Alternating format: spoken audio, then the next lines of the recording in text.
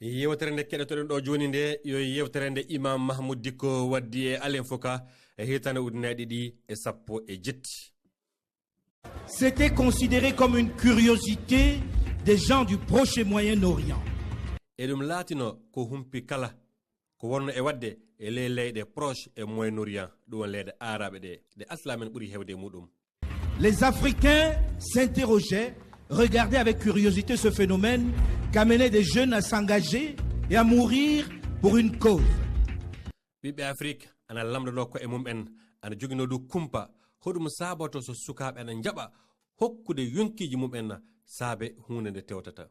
Puis sont arrivés dans le nord du Sahel des groupes salafistes prônant le sacrifice. caggal ɗum yiyama e ley Sahel leyɗe ɗe won leyɗe Afrique yimɓe jogiiɓe miijoji diina hono wiyeteɓe salafiste en naado ƴaɓɓitare en gaɗi golleji hokkude yonkiji mum en. Moins de 20 ans après, ils sont des milliers de jeunes noirs au Mali, en Mauritanie, au Niger, au Burkina Faso, au Nigeria, au Sénégal, au Tchad, bref, dans tout le Sahel, à s'engager à leur tour pour combattre et mourir au besoin pour des raisons dites religieuses. ɗum hiɓɓali fay duuɓi nogayi sukaɓe ujunaji woni ko yiyete immiɓe leydi Mauritanie, Mali, Burkina Faso, Niger, Nigeria, Sénégal ko selli tan e ley leyɗe Afrique bange Sahel ɗe fof. ɓe fof yo sukaɓe noon jogiiɓe pellital mayde mayande diina maɓɓe. Comment expliquer cette contagion, cet enrôlement de plus en plus important? hono neɗɗo wawi fammindirde neɗɗo ngur raɓugol ɓamugol sukaɓe so naate e ɗeɗo guɓe. Comment comprendre que des Mamadou, des Konaté, des Maïga aient pu rejoindre les rangs de ces mouvements islamistes? hono neɗɗo wawi famirde wiyeteɓe Mamadou, yetteteɓe Konaté, yetteteɓe Maïga mbawa tawede e ɗeɗo guɓe ɗe pelle biɗe kaɓontoɗe diina. Et puis c'est quoi exactement le djihad? e hoɗum jaati woni ko wiyete jihad. Qu'en dit réellement la religion musulmane? hoɗum jaati wi diina aslamaku e ɗum. Qu'est-ce qui le rend si séduisant ces dernières années pour un bon nombre de jeunes sahéliens? hoɗum saabe ɗiɗo duuɓi cakkitiɗe joni ɗi sukaɓe hewɓe muuyi tawede ɗum. Nous avons décidé de venir en parler. Et puis, l'imam Mahmoud Dicko, le président du Haut Conseil islamique. Bonjour, monsieur Dicko. min jiɗi warde yewtude e dow ɗeɗo toɓɓe e silminde imam Mahmoud Dicko hoorejo Haut Conseil islamique Mali. mi yettima imam Mahmoud Dicko. Bonjour, Alain. mi jootima Alain. J'ai envie de commencer en posant la question de savoir c'est quoi exactement le djihad? En 2 mots, s'il vous plaît. mi yiɗi tan tafon fuɗɗirde kalana kam hoɗum jaati woni jihad e kongi ɗiɗi tan. Djihad, comme vous le demandez, le sens étymologique du djihad, c'est l'effort. jihad no lamdoriɗa ni sa ƴeewi bindol ngol ko ngol firti yo tinnare. L'effort. tinnare L'effort. gonga tinnare. Effort intellectuel, effort pour faire comprendre, c'est ça le djihad. tinnare tindinde e hakkille e tindinde e famminde ɗum woni jihad e ko firti konngol ngol. Mais comment peut-on passer de l'effort pour faire comprendre, l'effort pour apprendre à la violence? nen noon hono hen mbawɗen famirde ngol konngol pirtugol e tinnare e famminde tinnare e faamude ngaren e fitna. Au fait que l'on ait besoin de tuer d'autres pour montrer, on va dire, sa foi en Dieu. fitna e fa yetto kina wara neɗɗo so holla imanako muɗum fewde e diina Allah. Écoutez, M. Alain, si on veut parler de violence et l'assimiler au djihadisme, ça veut dire qu'on veut l'identifier à une religion. e heɗega Alain, so tawi a yiɗi haalde haala fitnaji e bangal jihad ɗum yo yidde fewtinde ɗum e diina gota tan. Aujourd'hui, le problème qui est dans le monde, c'est une violence, l'extrémisme violent est quelque chose de répandu dans tout le monde et les causes sont multiples. Ce n'est pas seulement la religion, on peut en discuter. Handen ɗi fitnaji goduɗi ɗi ɗaɓɓitare e miijoji goduɗi ɗi yo ana huuɓi addunaare no fof ko waddi sababu majjum du ana heewi ana serti wana tan diina eɗen mbawi yewtude dow hen. Bien, ceux qui enseignent l'islam, est-ce que vous n'avez pas le sentiment d'avoir un peu échoué si vous dites c'est des gens qui embobinent, c'est des gens qui n'ont rien à voir avec la religion, qui embarquent autant de jeunes, puisqu'ils ont de plus en plus de jeunes qui vont les voir? Monsieur Mahmoud Dicko. mi faami jaati tammo onon ardiɓe diina ɓe ronkere moɗon yiyaka hen sabu ko wiyete yo ɓeeto yimɓe ɓe bonnan hakkillaji sukaɓe ɓe teena sukaɓe fa heewa eɓe keddi hemde ne yimɓe hewɓe yiɓe tewtude guɓɓe mabɓe ɗe. Imam Mahmoud Dicko. D'abord, moi, je vais y aller peut-être un peu plus loin. Vous savez, M. Alain. Tafan mi yahan fa ko ɓuri ni. Alain. Nous sommes dans un système mondial aujourd'hui où la gouvernance mondiale a créé une situation de désarroi parce que le monde est dans l'impasse. C'est le désarroi dans lequel cette jeunesse se trouve aujourd'hui, c'est ce qui a amené la jeunesse vers la violence. Anden handen no adnar ndu wurrini jogola laamu e ley adnar ndu ɗum waddi alhaali majjere alhaali nimre alhaali mettuɗo e ley adnar no fof ɗum saabi hande so adnar ndu anni wala ɗum hucci nde majjere adnar ndu woni ko sukaɓe handen tawa e muɗum ɗum saabi so sukaɓe kuccani fitna sukaɓe kuccani bone. Pas seulement la jeunesse qui se réclame de la religion, wana tan sukaɓe hono wiyoɓe yo haɓontoɓe diina, mais la jeunesse de façon générale parce qu'il n'y a pas de perspective. jonnon yo sukaɓe e alhaaliji ɗi fof sabu wala goɗɗum koɓe jiyata ko ɓuri ni. Soit cette jeunesse va s'enfoncer dans l'alcoolisme, la consommation de stupéfiants, ou cette jeunesse, d'autres vont vers le djihadisme, ou d'autres choses. Na ɓe jeehi e ɓamoygol yaroygol konjam na ɓamoygol poɗɗe e droguji bonɗi woɓɓe jahan e ko wiyete djihadisme woɓɓe ɗum jaha e goɗɗum. Parce que le jeune américain de 19 ans qui a pris son fusil pour le décharger sur ses collègues ne l'a pas fait au nom du djihadisme. Et ce jeune-là a été éduqué par l'éducation de son pays, ça ne lui a pas empêché de faire ça. Donc il y a un problème aujourd'hui. Mais ƴeewa ɓi Amérique mo duuɓi 19 ɓamɗo malfal muɗum so felli fewde e wondiɓe muɗum fof aɗa andi ɗum o waɗa e dow inde jihad o suka a ƴeewan mo birama birki leydi makko ɗum noon haɗalima wadde ɗum nenno anden torraji ngoodi. Dans le même temps, j'ai envie de vous dire, il n'y a pas 10 000, il n'y a pas 12 000 jeunes Américains qui prennent les armes et qui veulent sacrifier leur vie pour quelqu'un, pour une religion, enfin, soi-disant pour une religion. E on saha joni mbiɗa yiɗi jabadema e wiide fota ujunaji 10 na ujunaji 20 ɓiɓe Amérique ɓamɓe kaɓorɗe yiɓe hokkude yonkiji mumen sinde haɓanade hunde na haɓanade diina koko tawa fof. Mais je vous ai dit que le monde se trouve aujourd'hui dans un impasse qui a mis la jeunesse dans ce désarroi. Mi haalnima joni mbimi handen adnar ndu ana e nimre e majjere e wembere woni ko adnar ndu tawa ɗum woni ko waddi so watti sukaɓe e ɗi laawi ɗi jiiɗa ɗi. Qui fait que de jeunes gens qui sont nés en Occident, à Paris, à Londres, ailleurs, ɗum saabi aɗa yiya sukaɓe rimaɓe ley leyɗe tubakuɓe Paris, Londres et nokkuje goɗɗe se retrouvent en Syrie et en Irak pour aller faire la djihad. Comment est-ce que vous comprenez ça? ɓen jiyata Syrie e Irak ana jaha haɓanade jihad an hono pamirta ɗum. Vous pensez que c'est une cause religieuse ça? Mais Non. c'est quoi alors? Ana sikku ɗum yo saabe diina wana huɗum noon nenno. Ben, c'est parce que le monde est dans un impasse aujourd'hui, il y a un désarroi, la jeunesse est désemparée, elle ne sait même pas qu'est-ce qu'elle doit faire, qu'est-ce qu'elle ne doit pas faire. sabu handen adnar ndu ana e majjere adnar ndu ana e wembere adnar ndu ana e sukulla ɗum saabi sukaɓe ko ɓuri hewde hen anda hoɗum kaani waɗude e hono kaani waɗirde. Je vois l'imam en rire un peu. Qu'est-ce qui vous fait rire? e imam mbiɗa yiya aɗa haala aɗa jala seeɗa aɗa moosa hoɗum jalnuma. Ben, ça me fait rire parce que vous voulez qu'on parle du Sahel sans parler du monde. C'est pratiquement impossible. mi jalan sabu aɗa yiɗi kaalen haala Sahel tawi en kaala e haala kedde adnar ndu ɗum wawata sellude ale. Je n'interdis pas de parler du monde, mais je dis, quand on résout son problème, on doit aussi évoquer le problème interne.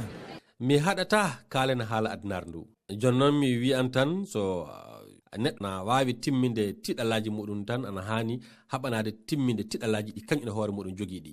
Le problème du djihadisme aujourd'hui n'est pas un problème qui est spécifique à une zone ou à une localité ou à un continent.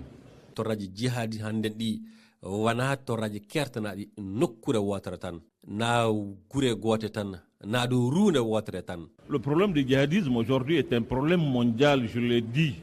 tiɗalaji kaɓɓodiɗi e jihadi hannden ɗi yo tiɗalaji kaɓɓodiɗi e adnarndu fof. C'est l'échec de la gouvernance mondiale qui fait que la jeunesse mondiale même n'a plus de perspective. Jogala laamu lobbo ronkere muɗum e ley adnarndu waddande sukaɓe rafi jogade ɗaminare. Les gens sont dans le désarroi, ils sont dans l'impasse, ils ne savent pas que faire. Yimɓe kala ana e wembere ana e majjere anda hono kani wadde. On va accuser les djihadistes, d'accord, parce que personne n'est là pour défendre le djihadisme. En ɓakan jihadiste en ɓe gonga sabu fay goto wala ɗo wallude miijoji maɓɓe ɗi. Mais pourquoi on n'accuse pas ceux qui inondent le monde des armes? Joni noon ko saabi en ɓakatane hono ɓeeɗo moƴƴinoɓe kaɓorɗe so anan jeeye adnarndu fof. Ce monde-là aujourd'hui est inondé d'armes. C'est pas les djihadistes qui fabriquent les kalachnikovs, c'est pas eux. Hannden adnarndu fuu yooliki ele kaɓorɗe wona jihadiste o kay moƴƴinta kalachnikov wona kamɓe. Mais j'ai envie de dire, c'est eux qui sortent leur argent pour acheter. Mbiɗa yiɗi wiide ɗo aywa kamɓe de ittata kalisi maɓɓe so ɓe cooda kaɓorɗe ɗe. Mais écoutez, le jeune Paul Berger qui est dans le centre du Mali, ou le jeune qui est je ne sais où, dans le confin de Tchad et autres là, c'est pas eux qui sont les fabricants de ces armes-là qui inondent le monde aujourd'hui. Joni noon heɗa ɗo wona oɗo suka durowo jeeyaɗo hakkudere leydi Mali na suka mi anda ɗo wawi taweɗe ana jeeya fof fay so tawi e ley créduji caddana e nokkuje goɗɗe wona kamɓe goni moƴƴinoɓe ɗeɗo kaɓorɗe ɗe adnarndu yooli e muɗum hannden ɗe. Ceux qui le font, qui ont des cycles de guerre pour faire marcher l'économie mondiale, qui nous mettent dans cette situation aujourd'hui, ne sont pas interpellés. Waɗoɓe ɗum ɓe kina tawe fitnaji ana ngoodi kaɓɓorde mum ana jeeye kañum e ɗum woni ko keɓe jawde mum en jarata yeeso kañum en goni wattuɓe en e ɗiɗo alhaaliji hannden ɗi kamɓe ne fay gooto lamdata ko ɓe ko woodi. Mais est-ce que c'est eux qui aujourd'hui mettent le Mali dans la situation où il est? Tammo en ɗon ɓe mbiɗaɓe kamɓe goni wattuɓe Mali e alhaali mo woni e muɗum hannden o. Mais vous pensez qu'ils n'ont pas leur part de responsabilité dans ça? E a sikku ɓe ngala gueɗal maɓɓe e ko woodi hannden ko. On va en parler justement parce que l'imam évoquait la responsabilité des autres et nous reprochait de ne pas parler de cette responsabilité-là. Mais je vais insister sur la responsabilité même des locaux parce que ce ne sont pas les autres qui meurent. Les raisons qui peuvent amener un jeune à rejoindre les rangs des mouvements terroristes au nom du djihad. On a appris que ce n'est pas ça vraiment le djihad, comme nous le disait l'imam Mahmoud Dicko. Kalen haala ngeɗu ayo kalen ɗum imam ana tuumi min joni wayde haalde ko woni hen darnde woɓɓe ɓe e ɗum joni noon joni min mbiɗa yiiɗi haalde haala huɗum jati woni darnde e jeeyaɓe ɗo ɓe huɗum jati woni darnde maɓɓe hen sabu wona woɓɓe ɓe tumɗaɓe wona ka enen goni waroɓe so maaya huɗum jati woni ko wawi saabade so suka jaɓa immade tawtore ɗeɗo guɓe noddiraɗe terroriste en e dow inde jihad. Min nanine wona ni woni jihad wona ɗum woni jihad hono mbiɗa koye firta jihad nane ni imam. Mais comment expliquer que vous qui prêchez, qui parlez à autant de jeunes, qui remplissez des stades, il y a encore des jeunes qui préfèrent écouter cela plutôt que vous? Hono mbawɗen famirde an baajotoɗo an kebbinowo latirɗe ballon hono mbawɗen famirde sukaɓe woɓɓe jaɓa heɗade ɗenɗon guɓe terroriste en mbasa heɗade kongi maɗa ɗi. Bah écoutez, il y a d'autres aussi qui préfèrent écouter d'autres plus que il y en a qui préfèrent écouter les rappeurs, il y en a qui préfèrent écouter Dicko, il y en a qui préfèrent écouter les autres. Cette diversité, on ne peut pas l'empêcher. Quel que soit ce qu'on va faire, il y aura d'autres qui vont écouter d'autres. Ça c'est un.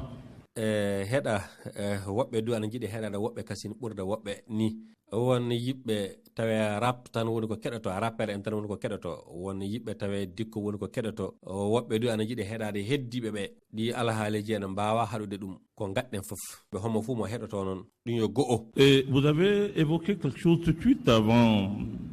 C'est notre responsabilité, nous, ici. Nous avons une responsabilité. Cette responsabilité, nous allons l'assumer, nous sommes en train de l'assumer aussi, on n'a jamais baissé les bras.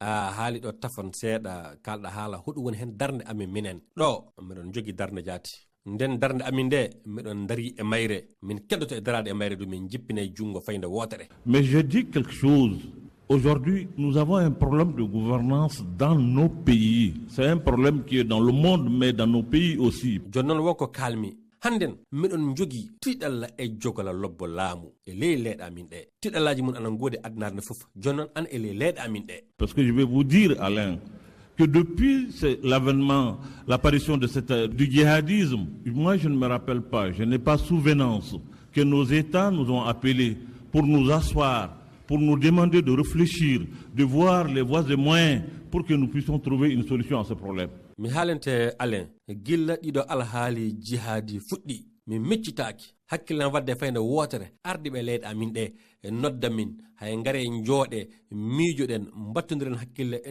dawriɗen yalla ɗe keɓa safare e ka torra. Alors que ça mérite aujourd'hui un débat national. Les gens doivent en parler. On n'en parle pas. C'est les autres qui nous dictent ce qu'il faut faire. C'est des projets, c'est des spécialistes.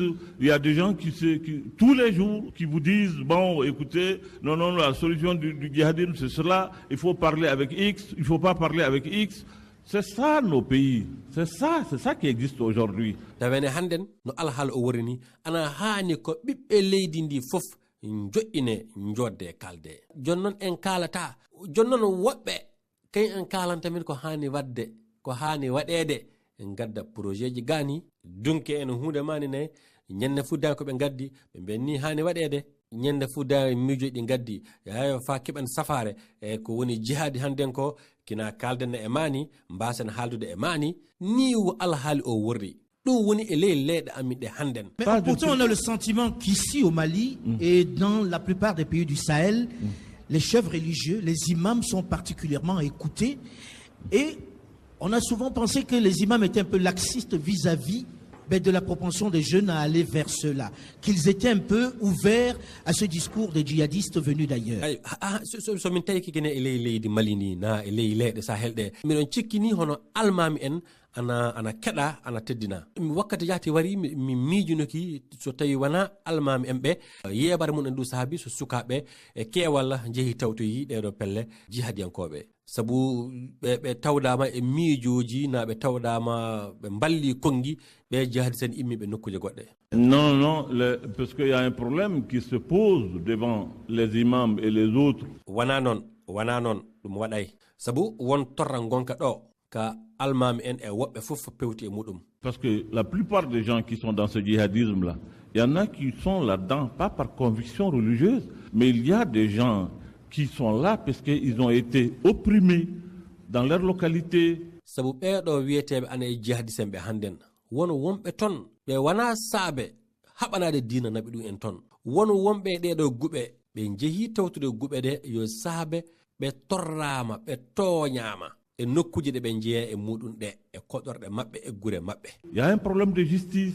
Il y a beaucoup de choses qui s'agriffent à cette situation, ce phénomène de djihadisme aujourd'hui. Woɓɓe du anton yo saabe rafi sariya e nokkuje mun en kulle kewɗe joɗodiri e oɗo alhaali ko wiyete jihadis en e leyɗe ɗe. C'est pour cela que j'ai parlé de gouvernance. C'est les conséquences de beaucoup de choses qui sont accumulées.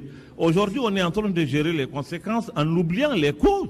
ɗum saabi e haala ka gila nani mbiɗa haala jogala lobbo laamu torraji kewɗi kawriti hande eɗen goni eɗen nguuri e ko torraka rimani en ko jonnon eɗen jeggiti ko wadde torraka. Et vous pensez que si nous avons attendu de tout des pouvoirs publics, ça va être quelques milliers de jeunes ou bien quelques centaines de jeunes? Non, ça n'allait pas être ça.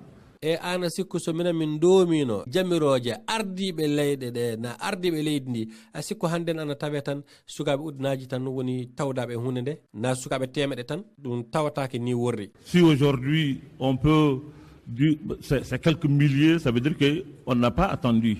Nous avons travaillé pour que cela ne soit pas. Nous avons refusé de cautionner ce qui a été demandé. Si on avait cautionné, on n'a rien dit, le Mali n'allait pas être la situation dans laquelle nous sommes aujourd'hui. Sa yiye fa hande ana wiyeɓe yimɓe uddinaji noon ɗum ana holla min domay min jooɗaki min golli min dawri pati ɗum tawe pati ɗum yaaru yeeso min caliki tawdede e miijoji ɗi e hakkillaji ɗi min jooɗaki e golleji ɗi min gaɗi ɗi so wona ɗum Mali tawatake ko haalete hannden ko haalete. Est-ce que le travail aujourd'hui n'est pas d'amener, de faire un travail de sensibilisation auprès des jeunes pour faire passer ce discours-là. Est-ce que ce n'est pas aujourd'hui la responsabilité, M. Mahmoud Dicko, de personnes comme vous, je sais que vous le faites déjà, mais de le faire à plus grande échelle avec d'autres imams? On va terminer là-dessus. Tammo handen golleji de hana tawede haaldude e sukabe be haalande be e famminde be tammo Mahmoud Dicko dum wana golle an e hono en maada fe so tawi mi andi an ada hen ada golla hen jonnon dum wade e alhaali jaajudo tawe almameɓe heddiɓe fof ana tawa hen ɗum huuɓa dow leydi ndi fof en timminan dow ɗum. Bon, je crois qu'il ressort de notre responsabilité effectivement d'informer, de sensibiliser, de mieux éduquer, si je peux parler ainsi. Ngonga jati yo darde amin non famminde yinɓe haalandeɓe koɓe paamata e fammindeɓe alhaaliji ɗi fof janginde jati na birde jati so tawi mbiɗa wawi wiide noon. D'abord, il y a aussi un conseil pour dire à ma fille et d'autres comme elle de ne pas faire référence, parce qu'elle a toujours fait référence aux versets coraniques qu'elle ne maîtrise pas. Jonnon mbiɗa jogui ko mbajutomi ɓiyan debbo gonɗo ɗo o e hewɓe woɓɓe hono en makko pati e kongi maɓɓe ɗi wakkati fof ɓe jiiɗa wattude hen suuraji qur'ana ko tawete ɓe ngala andal muɗum timmugal. Elle dit des choses pour dire que c'est le Coran qui a dit, ah non, ce n'est pas le Coran qui a dit comme ça. Et ça, il faut beaucoup faire attention à soi. Won kulle antonoma haali ɗo e wiide qur'ana wi tawi wana noon qur'ana wiiray noon e ɗum omo hani wattande ɗum hakkille sanne. Maintenant, je suis d'accord que personne ne doit ôter la vie à quelqu'un. Jonnon miɗo tawda fay gooto hana ittude yonki neɗɗo goɗɗo. S'élever pour ôter la vie à un individu, le Coran nous dit, quand vous faites exprès pour ôter la vie à un individu, un seul, c'est comme si vous avez exterminé l'humanité tout entière. Immade tan itta yonki neɗɗo qur'ana haali fa laaɓi so ni a immiki a muriki du a muri so ittuɗa yonki neɗɗo gooto ana laati hono a itti yonki bani adama en fof. Et c'est dit dans le Coran. Ɗum qur'ana haali ɗum. C'est dit dans le Coran, ils le savent. Bien. Ceux qui même font ce travail-là le savent. Ngonga qur'ana haali ɗum. Ɗum eɓe andi kamɓe jaati waɗoɓe ɗum ɓe eɓe andi ɗum ana winda e lewru ana. Mais ils ont leur interprétation et leur façon de voir les choses. Nous pensons qu'ils ont tué des musulmans, mais dans leur tête, ils ont tué d'autres personnes, puisque aujourd'hui, pour eux, nous avons refusé, de nous conformer à ce que le Coran a dit. Donc, nous sommes comme des mécréants à leurs yeux.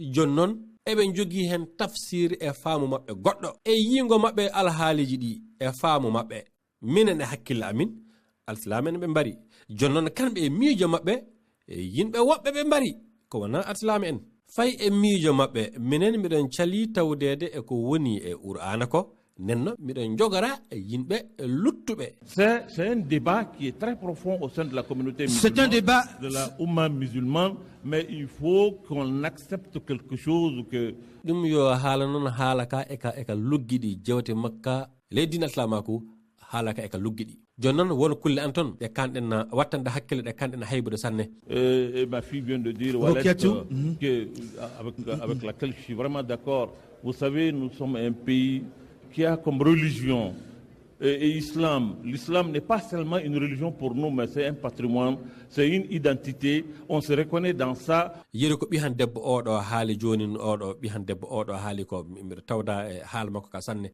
Aɗa andi miɗon e leydi alsilami en jono alsilamako wona hono o diina tan e leydi ndi miɗon jogori ɗum hono tawade amin komin jiɗi ɗum reenude teddinde.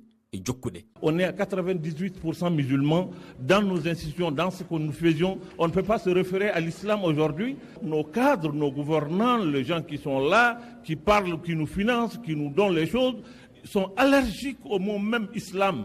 Dès qu'on parle, même Alain, quand on parle seulement, mais ça veut dire que vous voulez aller vers une république islamique? Non. Temedere fofu capan en jeenan en jettono fu islam en jonon kala hen ko ɓamete e ley nuyle laamuɗe fayi hunde wala hen ko tawete alsilama ko ana ƴeewe e yimɓe ardiɓe min ɓe yimɓe jogiiɓe darɗe ana ɗo walloɓe min e yimɓe du tawaɓe ana ballira min projet ji ballira min jawle ɓen ɗon e yimɓe ɓe jiiɗa fey inde islam so ɗum haalama ɓe ngulete ɓe kuɓɓete ɓerɗe mabɓe immoto ala en fey somin kaali haalɗum tan wiide onon ko tammoɗon jiiɗi yaade e murtere fa joƴinona diina. Malheureusement, on n'a pas le temps d'aller plus loin et nous ouvrons tout simplement ce débat-là. On reviendra pour en débattre. Puisqu'aujourd'hui, on essayait de donner la parole aux Maliens, c'était l'occasion pour vous de parler. On reviendra, c'est certain, vers vous pour en parler, pour parler de djihadisme, pour parler d'islam et pour parler des problèmes de la société. Wakati on nangiri en juude, wakati on nangiri en juude, wakati on nangiri en juude fasanne jonnon en gartan e gongol yewtude e kala hen e yewtude e ɗeɗo toɓɓe fof ko woni allamako ko woni diina en jewtiden e ɗeɗo toɓɓe fof e wakkatiji garoji ɗi.